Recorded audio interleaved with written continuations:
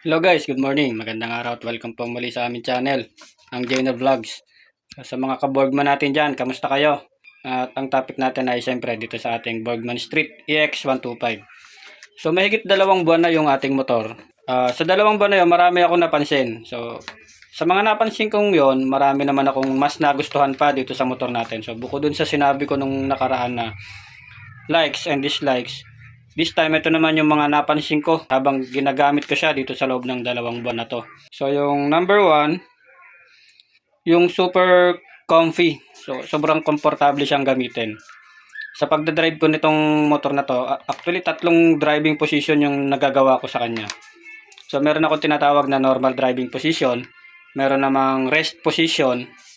Tapos, meron naman yung extended foot position. Kasi sobrang haba nung extended footrest niya nung motor natin.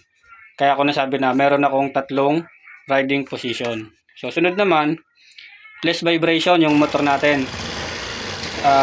Wala siyang masyadong vibration sa kahit anong part ng motor kapag dinadrive ko siya. Actually wala akong nararamdaman na vibration masyado dito sa manubela, sa upuan, tsaka sa footboard. Wala akong masyadong nararamdaman vibration. Sunod naman, less stiff. So walang masyadong tukod. Hindi masyadong matigas or hindi masyadong matagtag yung motor natin. Nagustuhan ko din sa motor natin yung suspension. Napakasarap niyang i-drive. Yung suspension nga, hindi tumutukod, hindi sobrang tigas, hindi sobrang lambot. Kahit sa lubak ka dumaan, yung malalaking humps, so hindi mo masyadong mararamdaman na nagkaroon ng stress o pressure dito sa motor mo or sa pagdadrive mo. Next naman yung instrument panel guys. So nagagandahan ako sa instrument panel niya kasi ayun nga, detalyado. So meron tayong temperature indicator, gas indicator, may odometer, may speedometer. At yung maganda rito sa motor na to, yun nga yung temperature indicator. Sa iba kasi isang icon lang, so kapag overheat na iilaw na yon. Pero dito sa motor natin, meron siyang indicator kung ano na yung temperature ng motor natin. No. Isa pa sa gusto ko dito sa instrument panel, kasi nga Maxxis type yung motor natin. So, pag titignan mo yung pag meron kang kailangan dun sa panel, konting tungo lang na ganun. Hindi mo kailangan tumungo ng sobra para tignan yung detail na kailangan mo. So, dito sa Borgman, sa motor natin, konting tungo lang. Kitang-kita mo na. Tapos malayo. So, tapos malayo, malapad din yung panel gauge. Kaya hindi siya mahirap intindihin. Ang next naman natin yung headlight. Sa gabi, sobrang liwanag niya. Para sa akin ha, maliwanag siya. Tapos, sa low beam pa lang, solve ka na. Actually, bihira akong mag high beam kapag nagdadrive ako sa gabi. So, ganun din naman yung turn signal dito sa headlight natin. Maliwanag din siya, kitang-kita. And then yung sunod naman yung tail light. Kitang-kita rin siya sa gabi, sobrang liwanag niya. Lalo na yung pag magbe-brake ka or yung brake light, sobrang liwanag din. Ganun din naman yung turn signal, kitang-kita siya sa gabi. Wala talagang tapon tong motor na to. Tapos yung sunod yung controls niya, para sa akin user friendly, mabilis gamitin, hindi nakakalito. Basta ganun, may nagamit akong motor na sobrang nanibago ako, hinahanap ko pa yung busina, hinahanap ko yung turn signal. Dito okay siya.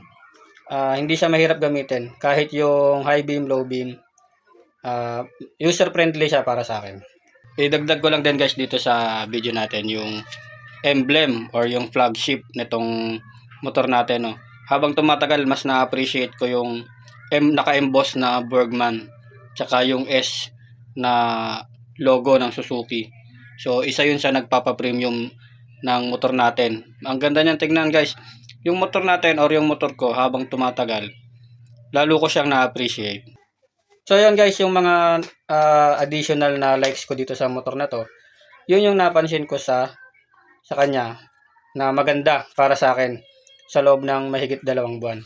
At isa pa, tinry din siyang isakyan ng mga kawork ko na may NMAX at may PCX. Ang comment nila, hindi naman daw pala nalalayo sa motor nila. So, para sa akin ay plus points yon sa motor natin. Plus pogi points yon sa motor natin. Okay?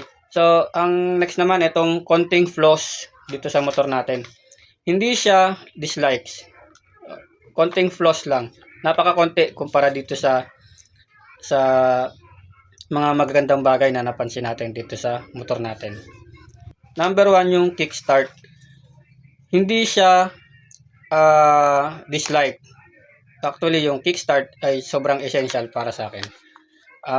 Ako kasi pag nagdadrive, halimbawa kailangan kong huminto or bumaba sa motor pansamantala, ginagamit ko yung center stand. Hindi ako nagsa-side stand para hindi mamatay yung engine. So, hinahayaan ko lang na mag-automatic siyang mag-activate yung automatic start and stop system niya.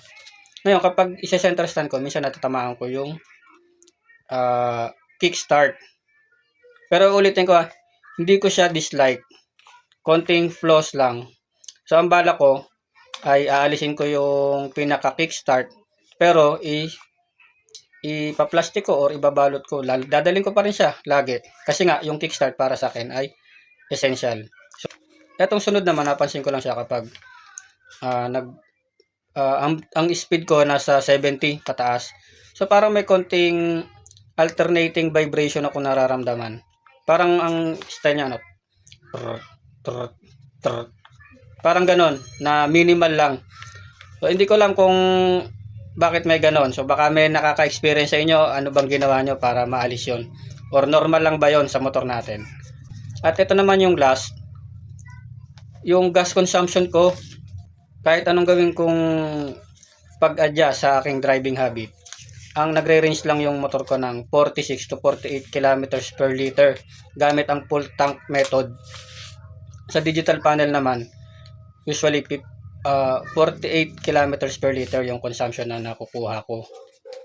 So, hindi ko alam, baka dito sa road condition namin, papatag-patagay tayo mula Santa Rosa, papunta dito sa may Barangay Tartaria. Kasi pagpapasok ako sa trabaho, 70% pababa, downhill. And then, pagpauwi naman ako, sabihin na natin 73% paahon. So, siguro may factor yun kaya hindi ako maka-reach ng kahit 50 kilometers per liter. Pero, baka may advice kayo guys na mas pwede nating, baka may advice kayo na pwedeng gawin para mas tumipid itong motor ko sa gas consumption. Pasuyo naman sa comment sa baba. Nga pala guys, ako ay 70 kilograms. So usually, solo rider lang ako. Gamit ko lang yung motor natin sa pagpasok. At yung motor natin ay all stock.